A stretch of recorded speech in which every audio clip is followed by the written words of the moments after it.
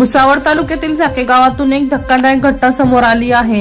येथे प्रेम संबंधातून होणाऱ्या भांडणातून तरुणाने 28 वर्षीय विवाहितेवर चाकूचे वार करून तिचा खून केल्याची घटना घडली।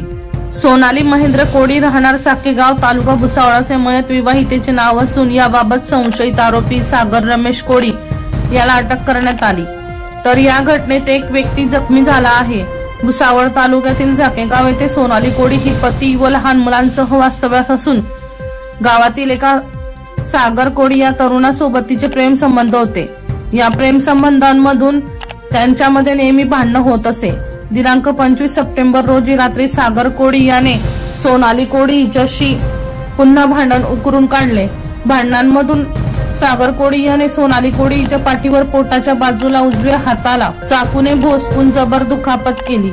यात गंभीर झालेल्या सोनालीला भुसावळ ग्रामीण रुग्णालयात नेले असता वैद्यकीय अधिकाऱ्यांनी मृत घोषित केले। याबाबत विनोद कुंभार यांच्या दिलेल्या फिर्यादीवरून भुसावळ तालुका पोलीस ठाण्यात सागर कोडी विरुद्ध गुन्हा दाखल करण्यात आला आहे। पोलिसांनी संशयित आरोपी सागर कोडी यास ताब्यात घेतले आहे। प्रकाश बोरसे यांचा रिपोर्ट, मानवहित न्यूज, जळगाव।